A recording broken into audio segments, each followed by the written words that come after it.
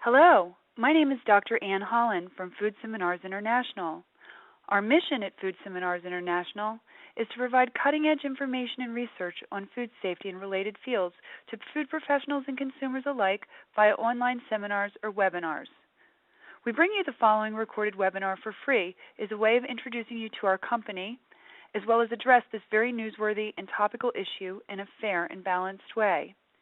You'll first meet Dr. Keith Warner of the University of Guelph, Canada, which is then followed by his one-hour presentation.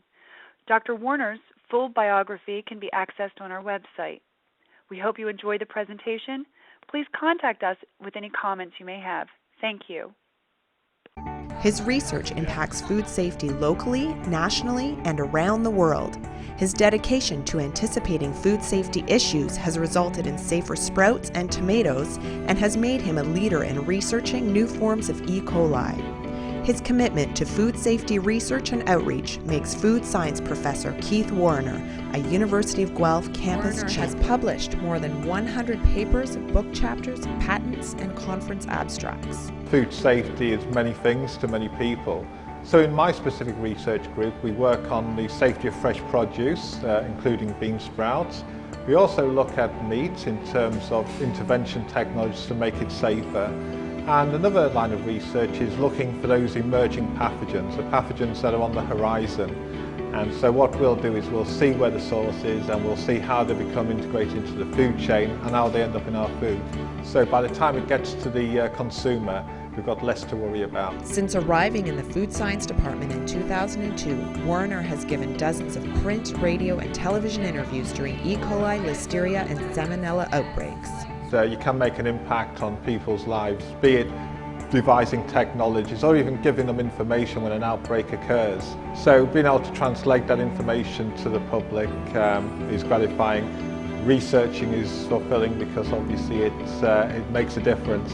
And also teaching the undergrads, because these are the next generation, these are the people who are going to replace me. Hello, and with this presentation, I'm going to talk about something that's been in the news fairly extensively over the last month or so, and that's the lean finely textured beef, also an acronym of pink slime. And what we're hoping to do is really separate out the myths from reality. I think this is a good example with a pink slime of how the sort of public media or mass media or these chat rooms like Facebook and Twitter really have provided a means of misinformation, which essentially means that as producers, suppliers, we have to actually go beyond just educating customers. We have to do even more than that in terms of trying to address the myths and reality, because although lean textured beef is just an example, one can envisage that in the future there'll be more examples of this where some sort of food safety issue has been blown all out of proportion and spread within the social media groups, and before you know it, it's blown out of all proportion. So I'm hoping to show that and really just try and go through the science and say what is a real food safety issue with these lean finely textured beef, and what's the myths. So in terms of outline then, I'll be talking about how LFTB differs from other mechanically recovered meat, but it's got a long history. I'll be talking about the different manufacturing processes, because that's been in contention, and then what it's used for. And then I'll be talking about these sort of concerns people have. Some are reality, some are myths. The microbiological concerns derived from pathogenic bacteria, and the chemical hazards, which is perceived to be through the ammonia treatment that the beef is given in a terminal step. And then I'll be briefly going about the risk communication and what mistakes were made and how it could be improved for the future.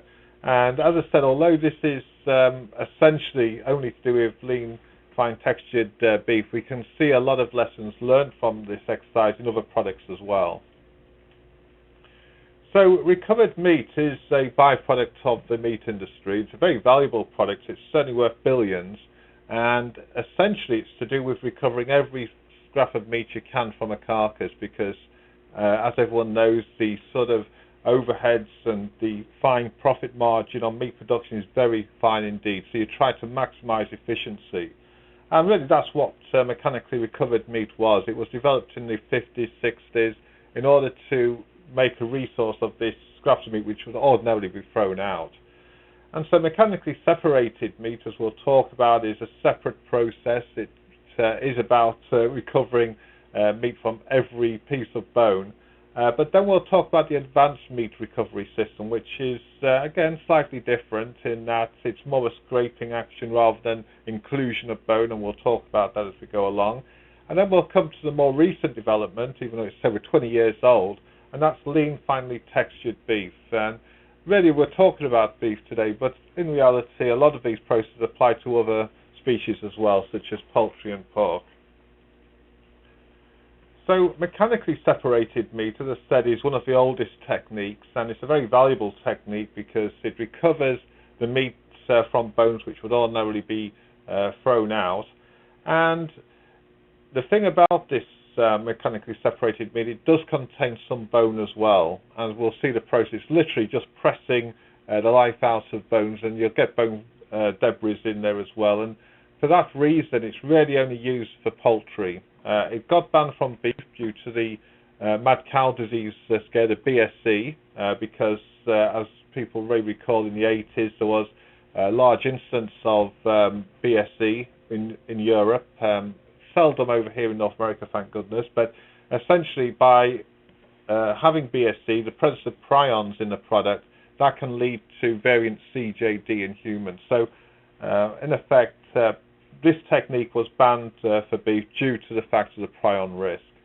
And this sort of meat is, as you can see, it's a very paste-like consistency, and it doesn't really add that much texture to the product as such. And it's used for things like hot dogs, but there is a limit to that, 20%, and bologna. And the thing about this sort of product, it must be labelled mechanically separated meat in order to avoid any sort of confusion with consumers. So, as I said, the recovery process is very straightforward. Essentially, it's with a carcass, it's put under fairly high pressure, and it's passed through a sieve or orifice.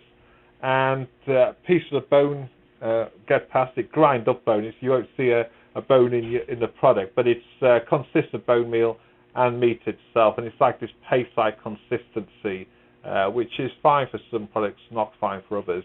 And you do get some bone transferred, and this again is why people don't use it for BSE, or don't use it for beef. And this is the process in the diagram. So these are poultry carcasses coming down after trimming off the breasts and legs, etc., and drumsticks. They're fed into a press. They get pressed through the orifice here, and the net product is this sort of paste-like consistency, which does contain sort of bone meal, if you want to call it that. But it's not whole bone, but fine particles of bone. So that's fine for some, but the advanced meat recovery system differs in that it doesn't transfer bone. And in actual fact, there's a regulation that you're not allowed to have more than 150 milligrams per 200 grams of sample. Calcium obviously is part of the bone, so high calcium means you've transferred bone and probably nervous tissue at the same time, and hence that's a safety hazard due to the prions, and so that's why you've got this regulatory limit there. And essentially it's just scraping. It's literally the bones present on the meat are scraped off into a product. It's pressed again, passed through an orifice, and this sort of product is not quite a paste, and it's used for things like meatballs, taco fillings. There's certainly not allowed any spinal nervous tissue due to the prion risk, and it doesn't use any ammonia. So this is essentially just scrapings of meat that's just pressed through and used as a filler for certain products. It's never used 100%, but it's supplemented into meat to extend it. And again, it's very economically viable. Without this technique, as we'll talk about at the end, it's certainly going to be costly to the industry. So this is the process then. These are some bones from the primal removal. So all the good joints have been removed, and this is the meat left on the bone. It's passed through this sort of belt scraper, which essentially does, it scrapes off the meat from the bone. There is an issue with temperature. It does, because of the friction involved, it does rise in temperature, which people get concerned, saying, well, increased temperature means increased potential growth of pathogens. And so there is some sort of concern that you just have to keep the process cool. And then once the meat has been scraped off, it's passed through this pressurized system here, which is very similar to the other system, except it contains no bones. And it's passed through an orifice, and you collect the recovered meat at the end. No ammoniation, though, on this case. So we come to the more recent one, which is the lean, finely textured beef product. And the big difference here is that it's made only of beef trimmings. There's no bones involved at all. There's no scraping of bones produced. It's produced in 60-pound blocks, and that's how it's sent out.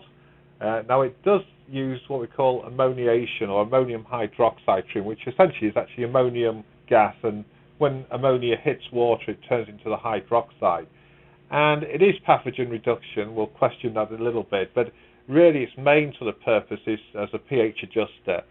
So typically meat is around about pH 5.6, and what the ammonia treatment does is make it more alkali, and that changes its properties, as we'll talk about, in terms of water binding capacity, etc.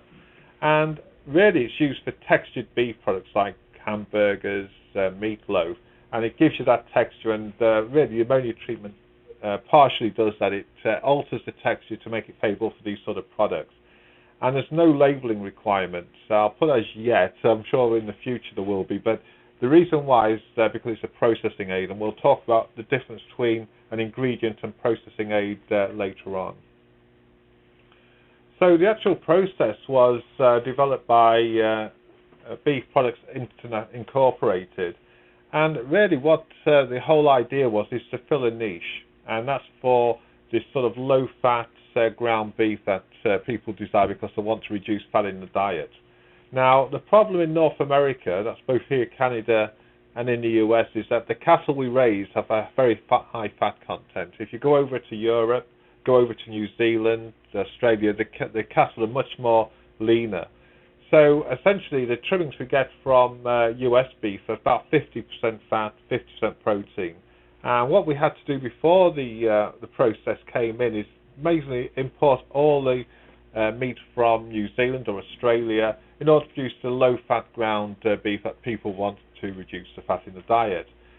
So in '91, BPI developed this technique, and it was fulfilling the market niche. So essentially, it's been around for a very long time, and as I'll mention later on, it's been used in 70% of ground beef currently. It's never used as a product on its own. It's always used as what we call an extender, usually around that 20%. So it does produce low-fat ground beef, and really what it also does is, because we alkalize it, it does alter what we call the myoglobin, which is the meat part of the meat protein, and essentially it just modifies its interaction to make the texture better, and also denatures quicker, so it makes it look cooked. It's like a brownie colour as well. So when people talk about pink slime, it's not really that pink, as you'll see, it's more brown. But this is high metaglobin, and that gives you the aesthetics of a sort of hamburger when it's cooked, etc. It easily denatures under heat. So as I mentioned then, it's not bone at all, it's beef trimmings. These beef trimmings, as you probably all imagined, is trimmings from the carcass when it's going through the slaughter process. It's to do with trimmings from primal removal, when they remove the sirloin steaks, etc., from the carcass, are left with trimmings as to trim it up, and all of them go into this sort of low-value product. And it used to be used for pet food, still is, but that, as we'll talk about, that's not such a bad thing. But this is a low-value product, and what the process does of producing the lean, fat, textured beef is to make it into a higher-value product. So the actual process is very straightforward. The trimmings are fed into a heating element or heating vessel. The heating vessel increases the temperature to melt the fat, so you get a separation of fat and protein. Then the mixtures pass through these centrifuges where the protein and fat are separated, and you can see it's a fairly hot operation, and so you can remove the fat layer and you're left with protein. And so the protein then is then treated with ammonium gas. So as I mentioned, ammonium gas hits the water and makes it into ammonium hydroxide. It's passed through some freezer rollers, grinded, blocked up, and sent out for people to add to the ground beef to make various products. And this is the freezer rollers then. It's fairly thin layer, just pressed, then it passes to a grinder, and once it's ground, it's produced into these 60-pound boxes. And as you can see, it's not really pink at all, it's all like a browny colour, and then it's added up to around 15-20% to ground meat in order to give this low-fat beef, and obviously it's used in other products. And it's, to give you a sort of scale of production, at the height of production, before obviously the three plants closed, it was about 1.5 million pounds per day was being produced. That's quite a lot of meat going on there. Now the problem is, as we'll talk about later on, is that everything was going well for over 20 years. There was the odd story about lean textured vegetable beef, but it didn't really make any headlines. But then suddenly, a month or so ago, there was this big uproar in social media saying, well, you know, this ground beef is absolutely the worst. And the sort of concerns consumers had was that beef was actually taken from pet food and just diverted to producing these low textured beef proteins. And so they were thinking, well, it's unfit for human consumption. Essentially, it would be used as pet food ordinarily, but someone found a way to put it into the human food chain.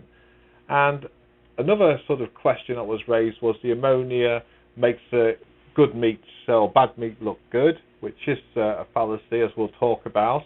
And really the big thing was about being deceived, saying, well, why couldn't they put a label on saying this was full of lean, finely textured beef? Like, why was there no indication of it? So the deception, as we'll talk about when we talk about risk communication, is probably the strongest sort of argument people have. And what we're going to do is just literally go through the process to say, well, have the consumers got a point, or is it just one of these myths that circulate around the social media?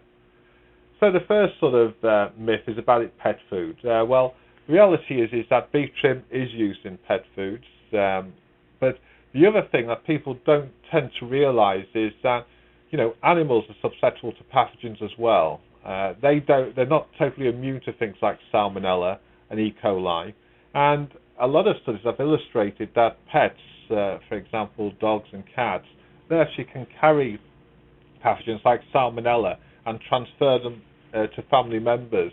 So the point I'm trying to make is that, so yes, it could be used as pet food, but that doesn't mean to say it's inferior, because there's actually very high standards for pet foods. And if you look at product recalls, there's been some product recalls for Salmonella due to the simple fact that people are aware that the carriage of Salmonella by pets is a risk to family members. So certainly in this case, yes, beef trim is used, but the thing to remember is that it doesn't mean to say it's inferior, because there's very high standards in the pet feed industry these days. So that's one sort of myth and reality. The next section is the main one, I guess, is the unfit for human consumption. So the perception is that people get these trimmings from the floors and they'll just pass them through this lean, finely textured beef process and all will be good. But the reality is that, yes, there is a risk of pathogens, and I'll talk about why that risk is mitigated later on. But when we're talking about pathogens, it's very important to understand what the two main pathogens are and the consequences of them, why people are so concerned. And I'm going to give a brief background to E. coli 157, other sugar toxin E. coli, and also talk about Salmonella. So E. coli and Salmonella actually are relatives to a degree. They both belong to a family called Enterobacteriaceae, and they're split from each other about 140 million years ago. And they instantly became adapted to the mammalian sort of GI tract, gastrointestinal tract, and had this close association with mammals. Obviously, E. coli went to become a villain as well in terms of O157, and Salmonella has always been a villain. But it's sort of been adapted really to the mammalian system, and it's only natural that they use this as a host and cause illness. So there is different types of Salmonella. Typhoid fever, thankfully, is fairly low. It does, one or two cases do happen, but since sanitation in the early 1900s, that's got lower risk. When we're really focusing on, it's not the septicemia, which is really series which is carried by pigs. It's the gastroenteritis, the classic symptoms of salmonella infection. So salmonella is fairly tough. It's very acid tolerant. It can certainly survive a long time in the environment, but there's only one species of it, and that's Salmonella enterica. Now, obviously, we hear a lot about salmonella and different types of salmonella, and the reason for that is because they're all classified as serotypes. Now, salmonella is a very closely related group. It shares a lot of DNA homology, and so the only way we can differentiate them is on their antigen reaction. So when we talk about antigens, these are surface structures such as the lipopolysaccharide and the flagella and the capsule. So you'll hear sort of serotypes by name. You might even hear them by the antigen reaction, and also the phage type, bacteriophage type. So you'll hear a lot of them, but this is how we differentiate the different serovars, and there's over 2,500 which have been identified, and obviously there's more out there than that. So in terms of brief history then, salmonella's got an association with animals, especially humans, and it's pigs and poultry. Less so cattle, but we'll talk about that as we go along. It was isolated from infected pigs and by a research assistant, and it really got its, the Dr. Salmon, who was his supervisor, took the name for himself, and therefore it became Salmonella. And the thing with Salmonella, it is fairly a lethal bacterial pathogen because it's claimed some famous scouts in history. Alexander the Great obviously was on his way to build his empire, and he got inflicted by Salmonella. Genghis Khan on his sort of campaigns did, and Prince Albert, who was actually married to Queen Victoria, he succumbed to typhoid fever. And the reality was Salmonella, especially typhoid, was prolific, certainly in those sort of 18th century, 19th century, and there's famous sort of statistics saying, well, half the people in the Civil War in the US were killed by typhoid fever and dysentery and things like that. And within London, Victorian London, there was 1 in 1,000 chance of dying because of Salmonella. Admittedly, it was Salmonella typhi, but it just illustrates what a virulent pathogen Salmonella can be. But when we look at the modern sort of day serotypes, typhi thankfully isn't there. It's 1 or 2 cases. The main one is enteristis, which is from poultry, typhimurium, which is more widely spread, and then we get Montevideo, Heidelberg will come across again. So there's different serotypes, but there's usually a top 10 of main serotypes of concern. And in terms of infection then, what happens when we ingest Salmonella, it essentially passes through the stomach, and because it's tolerant to acid, survives well, goes into the intestine, invades the epithelial cells, multiplies and becomes located at different points of the body, as we'll talk about. And the big problem with it is we can become carriers then. So this is the infection process. That we ingest it, and depending on the Salmonella, you can, some people say a very virulent strain of Salmonella, you need about 1,000 cells, but typically you need about 10 to the 3, about 1,000 to 10,000. So we ingest them, they pass through the stomach acid because they're resistant to acid. They attach to cells, they ruffle the cell to make an invasion point, go into the cells, multiply in the vacuole, and then they become distributed within the body. So the spleen and marrow, for example, can become infected, can the liver and the gallbladder. And when you're a carrier of Salmonella, you can just pass it on to other people as well. So even though the symptoms have been suppressed and overcome, you can still be a carrier and pass it on. And so this is the risk of Salmonella, and there's also evidence that it causes arthritis in the long term. So the primary sort of infection gives you gastroenteritis, the vomiting, diarrhea, fever, but there is evidence, like many other pathogens, you have secondary symptoms such as arthritis, which can inflict later in life.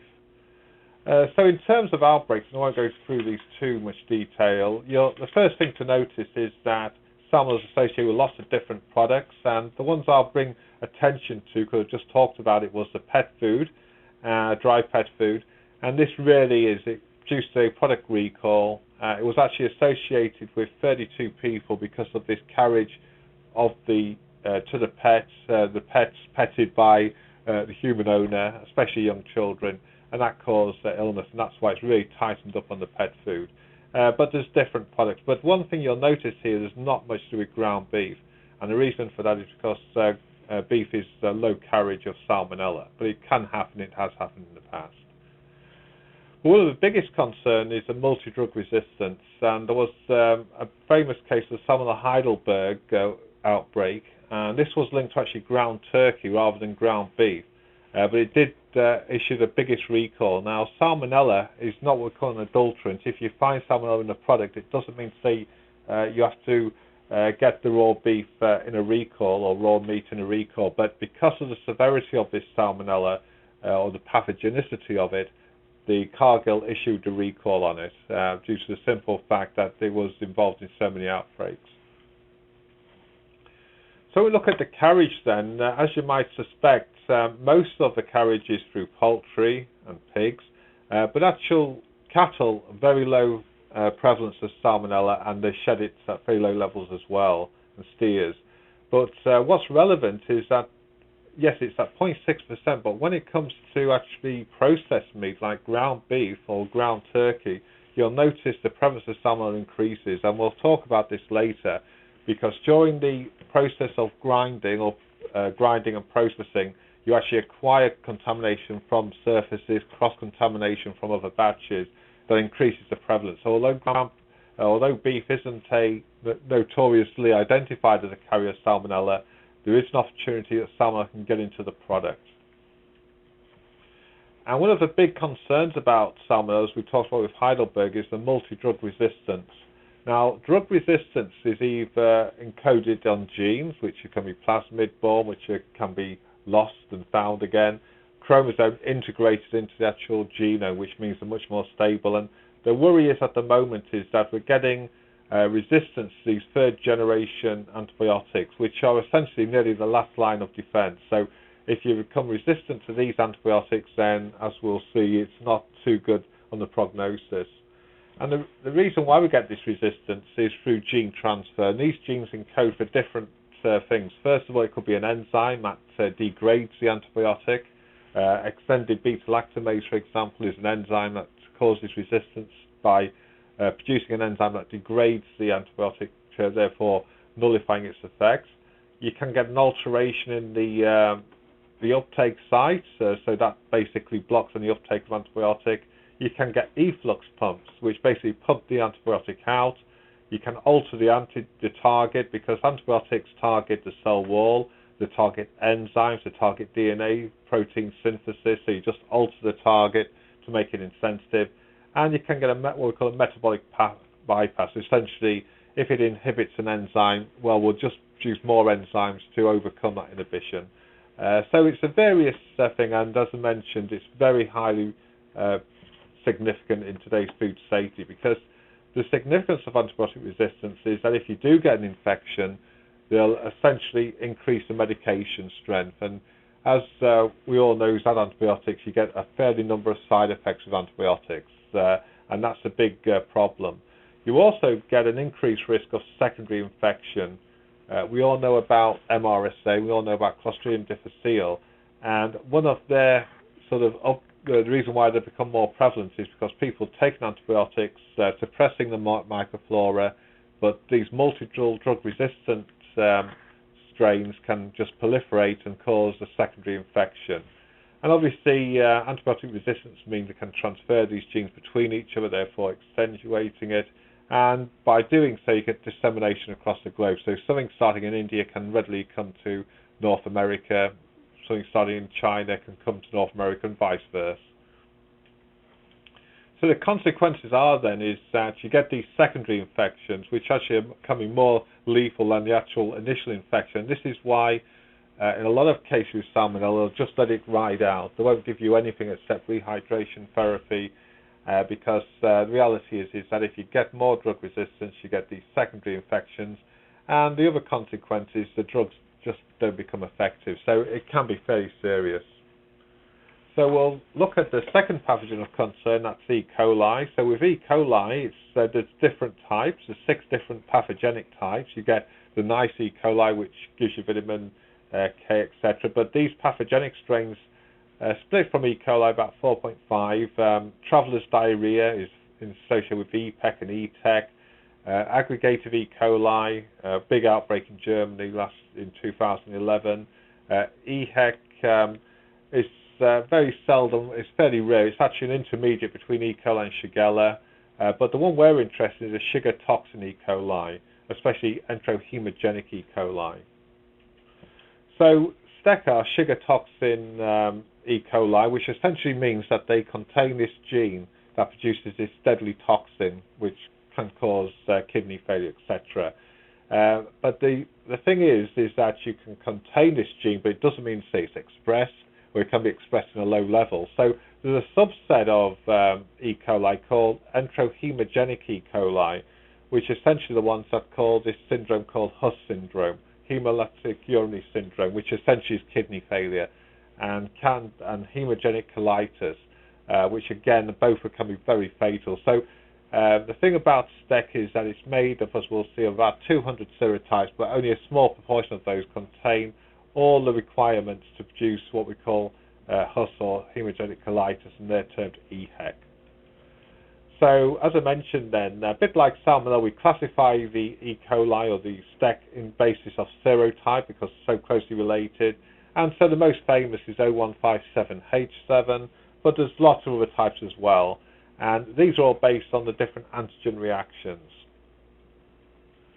So the most famous one is the O157, and although it's been around for a very long time, it was only really identified in 1982, and it was termed the hamburger disease because really it was associated with ground beef, because cattle naturally carry this pathogen without showing symptoms. It's very different to what are called non-pathogenic E. coli, definitely much more acid tolerant, and it's very virulent, only 10 cells required to cause illness. And typically it's the young, old, immunocompromised that are most susceptible to it. So very virulent pathogen, certainly been associated with ground beef and hamburgers for many years in many cases. And so the way it causes illness is, again, it goes down, we consume it, survives the acid of the stomach, becomes associated with the epithelial cells, and what it does then is inject a protein called the TIA protein that instructs the cell to make this pedestal arrangement, and the E. coli sits on this pedestal, strong adhesion, and starts producing toxin. And this is just another sort of confocal micrograph. You can see how the E. coli cells are on a monolayer and not very clear pedestal there, but they literally exist on a pedestal to give strong adherence when the diarrhea starts, and it's only 10 to 100 cells required. Now, the big virulence factor is what we call the sugar toxin, which is basically what we call an AB5 toxin, and these are very common in nature. So ricin is another example of an AB toxin. The active toxin is the A unit, and these B units are essentially the receptor sites. So this knows where it needs to land to bind and releases its toxin A to do the damage, and this is just a sort of cartoon effect. The toxin B round it, toxin A on the start, and this is for the receptor, and this is the actual toxin itself. And the way the toxin works is fairly innocuous. Essentially, it's taken up into it binds to the receptors via the B unit, and then the toxin A becomes released, and all it essentially does is start attacking the Golgi apparatus, and specifically the 16S units, or the rRNA unit within the ribosomes of the Golgi apparatus, which basically function to protein synthesis. It takes off just an adenine unit, which is a nucleotide from one of these rRNAs, and that's enough to cause protein synthesis to stop and collapse. And once that stops, the cell basically self-destructs. Now, it is specific to certain cells, and the kidney is one of those cells, and this is why we get this hemolytic syndrome, because the toxin binds to the kidneys, and it gets taken up, stops protein synthesis, the cell auto-destructs, and that's why you get bloody urine, etc. Now, not all sugar toxin E. coli produce this effect, and the reason for that is because it needs its full complement of what we call virulence factor. So sugar toxin comes in two broad forms, STEX1 and STEX2. So STEX1 is certainly toxic, but not as toxic as STEX2, which is more associated with the Huss syndrome. It also needs a binding factor to make the pedestal, Without this, it can't attach on, so it's more likely to pass through the system.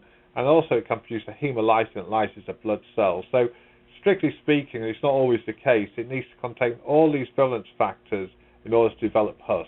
Otherwise, it gives you this sort of just gastroenteritis, if anything.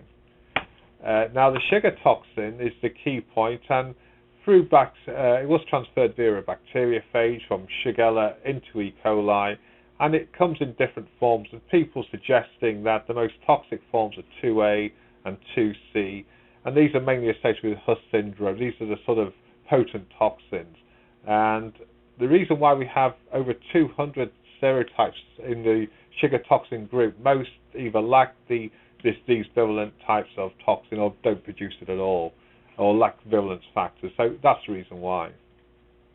So this is a cartoon then of E. coli. So what happens is that the cell arrives to our host cell in the epithelial GI tract.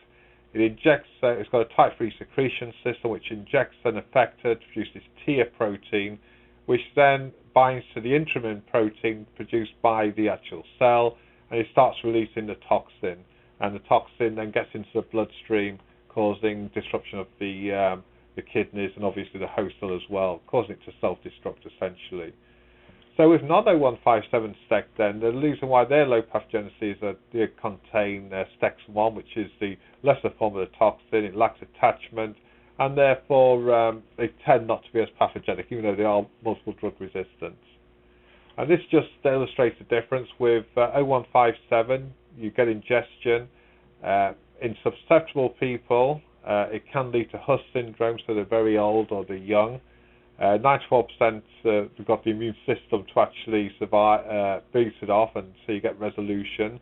With non-0157 STEC, you do get certain strains which are on the top 6, which I'll refer to in the next slide, which are very virulent, similar to 0157. But typically, what you'll find is that you'll get the sort of symptoms of norovirus, very short-lived illness. We very rarely go into Huss syndrome, more like to go resolution. It's been confused with norovirus before.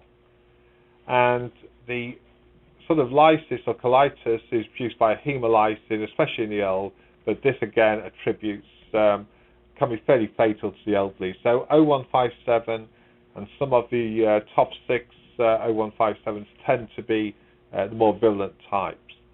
So where does this E. coli come from? Well, as I mentioned, it is a natural habitant of cattle. About 11% of cattle carry this without showing symptoms, readily transferred in feedlot farms. Calves acquire it within a few weeks of entering the farm.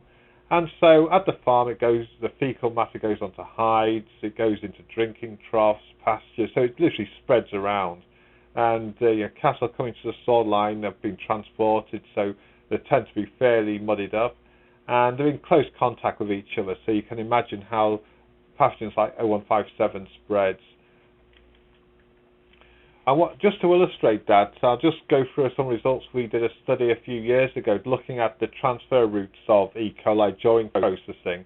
And because it's a commercial line, we can't look for 0157 specifically, so we look for E. coli, it's a generic type, and we took samples of carcass and took samples at different parts of the line, and just to see where the transfer. We used a DNA fingerprinting technique called ERIC PCR just to track and trace where the contamination went to and originated from during carcass processing. And this is just a fingerprint pattern we get where we can look at the different isolates and track and trace them through the process.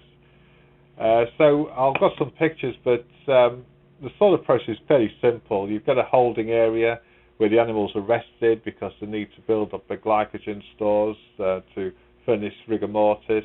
They're stunned, then they're bled, then the hides taken off, then they're eviscerated, halved, and then placed into the chiller. So these are different sampling points we did at this point. Just to illustrate it, this is on the farm and before transportation. It's a very clean cow, or steer, should I say. We collected samples from the actual transport in the holding area as well. And during the sort of process, so the animal gets pulled into the stun pen, it gets stunned by a captive bolt, goes onto the stun floor here, and it's just held up to be bled, and the hide's taken off manually, fairly simple process, and then it's eviscerated, halved, washed, and then placed into the cooler. So it's a very simple process, and using this technique then we found E. coli at different points of the line, say the hide at the start, the stun floor which it rolls onto here, the pre-hide, post-hide and evisceration. And to cut a long story short, essentially what we're finding is that the main cross-contamination points were during transport and the common contact surface, stun floor. And so what would typically happen, although the carcass is essentially sterile, when the hide's removed, it gets transferred from the hide onto the carcass surface, thereby leading to cross-contamination. And we also did this in a much larger slaughter line. Essentially it was essentially the same process: holding, bleeding, dehiding, eviscerating, and we had some interventions like steam vacuuming, which is basically a vacuum system that takes off contamination, and an acid wash before being transported to the cooler. And the difference is with these systems is that rather than manual dehiding, they'll actually literally pull the carcass off pull the hide off the carcass via mechanical pullers, therefore distributing contamination fairly over a wide area via air, but it's a much more quick process and more efficient process. And the steam vacuuming is really there to blow steam and then vacuum any fecal material you might see on the carcass to have localized cleaning, and it goes through this sort of acid wash, which is around about 2% acetic acid in this case, and then rinse with water and pass through the cooler. And what we found was that we did get cross-contamination here. So this is pre-hiding. As we said, the carcass, the actual meat surface, is sterile before the hide's taken off. Once the hide's taken off, you get recontamination via the air and direct contact. And this follows it through post-vacuuming, for example. Acid washing didn't do absolutely anything. So you can see how cross-contamination can get to the final carcass. So in terms of cross-contamination events, and they can occur at different size operations, on-farm sources are definitely important, transportation, common contact surfaces, and airborne contamination within the plant. So it gets mixed up and transferred to carcasses. But where the main source of cross-contamination comes is in the breaking room. So this is where the carcasses are bought, usually after rigor mortis, about 48 hours after the sort of process, and they're cut into the various primals, and obviously the meats and the trimmings are taken away for the textured beef production, and the bones taken away for meat recovery. And the study is being performed here again because companies get a bit itchy about testing for O157. We have to use what we call indicators. So that's total aerobic counts, E. coli, coliforms. Coliforms and E. coli essentially are fecal indicators. So the indicator is that if these are there, then O157 could be there as well. And these are contact surfaces, so belts, guards, housing, conveyors. And the more interesting one is the E. coli, because that resembles O157. And you can see they get fairly heavily loaded with E. coli. So if you superimpose this on E. coli 157, then you can imagine be a lot of cross-contamination events going on. And this is why ground beef, even though carcasses are very low prevalence of salmonella, say, the increase in prevalence during the actual processing step. So this is just beef trim then. As I said, beef trim is the trimmings from the primal removal, carcass breaking. And this is different countries: Australia, New Zealand, Uruguay, and the US. So the first thing to look at is the STEX2, which is the more virulent toxin producers, and essentially look at 22%, 33%, 26%. So different countries have slightly different levels, but certainly you couldn't say that's significant. Uruguay is a bit suspect, but STEX1 and 2, which is a double toxin, again, it's fairly high prevalent.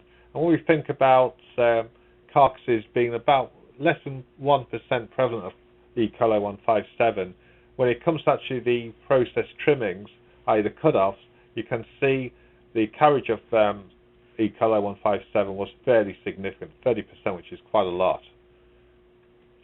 And just to go through salmonella, as we mentioned, salmonella isn't that prolific with cattle because it's not carried to any great extent, And this is why, for example, you get a fairly low number of positives here. Less antibiotics, thank goodness, but certainly you wouldn't say that our beef or beef in the US is any more hazardous than beef in New Zealand, etc.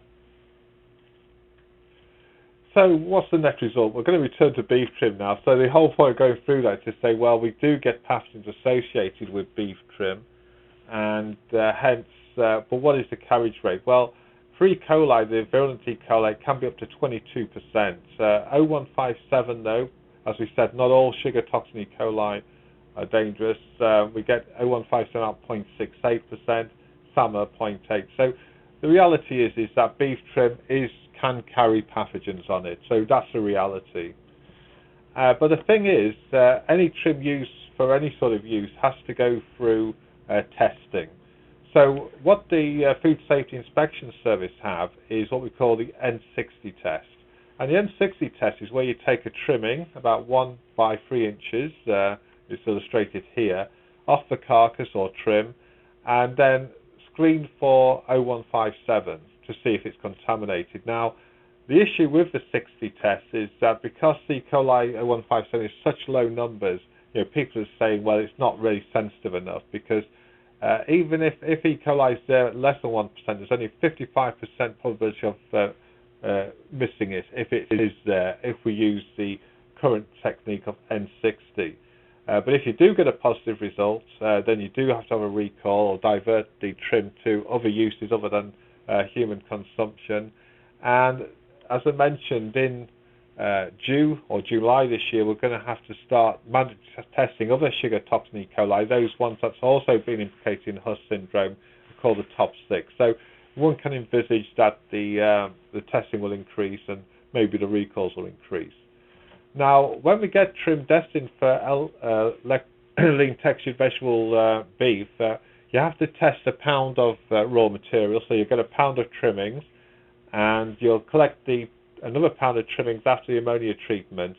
And essentially, if you find a positive, then you have to contact the Food Safety Inspection Service, provide 16 follow-up samples, and maybe divert that product. So when people say it's unfit for human consumption, it just illustrates to do a lot of testing, and so typically the risk is very low. So we only can use negative trim, which is the negative for 0157 in the product. And there is an issue, people say, well, there have been lots of outbreaks. The reality is, though, it's very difficult to trace an outbreak due to this lean, finely textured beef, because the reality is not used as a product on its own. It's always mixed with other ground beef, and when things get mixed, obviously you don't know, is it the ground beef or is it the lean textured vegetable. There is one potential outbreak linked to a hamburger, and the reason why this got the headlines is because the dancer, a poor dancer, got ill by 0157, became paralysed, secondary effects, but it wasn't really proven it was the lean textured vegetable beef. And the reason why people don't believe it was implicated is because, unlike other recovered meat, lean finely textured beef actually is treated with ammonia. Now, when people think about ammonia, they think about this gas, which it does. If you are exposed to ammonia gas, it's very irritating, it burns, it causes respiratory distress, and anybody who uses it as a household sanitizer will know it. It doesn't smell nice like the organic acid ones do. Once you've opened the ammonia, it really does smell like a strong disinfectant. That's about 10 to 15% strand. So as a household sanitizer, it's fairly effective. But in reality, unlike other sort of treatments, it's really regarded as what we call generally regarded as safe. So basically, because it's actually ammonia is found in living tissues, which it is, it's an intermediate, it's used as a nutrient source in some cases to build proteins, etc. It actually has been given this generally regarded as safe, which essentially means there's no real hazards associated with it. But there is a sort of statement that goes with that, though. You can't just put 10% ammonia into a product and say, well, it's generally regarded as safe, because the reality is it's only applicable under good manufacturing practice. And that's a very important statement, because good manufacturing process or practice essentially defines it as the concentration required to achieve the intended function. So it doesn't mean to say you can add 10% ammonia. It means you only can add enough to have the function that's required of it. And in a sense, we looked at ammonia, and they call it a pH adjuster. It's also used as an intervention to remove or inactivate pathogens. And there is a sort of regulatory limit. As I say, it's generally regarded as safe, but the residual limit due to the fact is 800 ppm ammonia in effect. But you would never use that much because the threshold is much lower, 35%, and odour at 50 ppm. So in the early days of producing lean finely textured meat, there was a lot of consumer complaints saying, well, it smells like ammonia. And the reason for that is because they added too much ammonia gas in order to treat it. So it has to be leveled down. So the reality is, if it's anything above these levels, you'll smell the ammonia. And anybody who smells ammonia will know, well, that product will not be sold because no one's going to buy it. So it's very guarded about what concentration you use. And it is a fairly potent antimicrobial agent, about 30 ppm is required to inactivate pathogens like E. coli. But typically it'll be used less than that in the residual products. And the way it works is a bit opposite to acid. So organic acids acidify inside the cell. Ammonia actually alkalizes the cell. It takes it out to more alkali regions, thereby inactivating the cellular function. Now the thing with ammonia, though, it's fairly, it's not such a great antimicrobial as other sanitizing agents. And this is against spores, admittedly protozoan spores, but you need around 5% to actually be effective.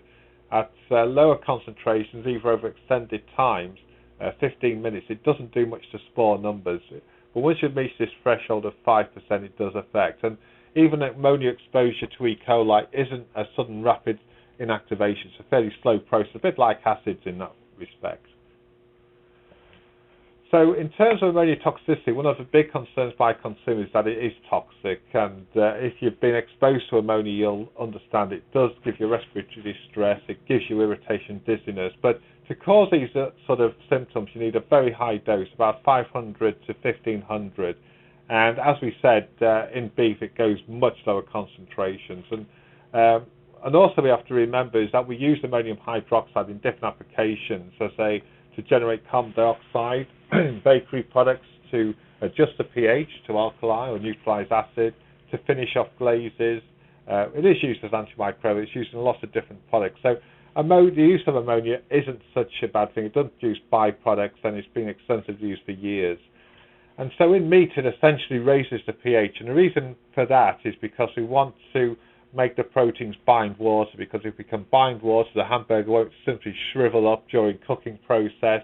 We can also use it to replace salts and other polyphosphates which we use to bind water to make the hamburger just basically hold its shape when it's being cooked. And the thing about the antimicrobial activity, I've been looking extensively to try and find the inactivation of E. coli in ground beef using ammonia, and I can't find it anywhere. So I'll open it to questions. I don't think it's as such an effective antimicrobial agent, so but obviously it might have longer lasting effects. And coming to the reason why we don't need to label ammonia on the label is that it's termed a processing aid, and a processing aid essentially is where we can add something to a product but it doesn't end up in the final product, or it cannot be distinguished from naturally occurring substances. As I said, ammonia is a part of our body. It's part of the in a nitrogen cycle. It's part of where we use ammonia as an intermediate to produce amino acids, which basically produce proteins which build our cell structures. And so this is why it's a processing aid. Essentially, it's not really in the finished product. We can't differentiate it from a natural constituent, and therefore it doesn't need labeling. So ammoniated beef, then, as an intervention, it does raise the pH to enhance functionality, the water binding. Pathogen reduction is questionable. There is no toxic byproducts, so you can't really use it to cover spoiled meat up.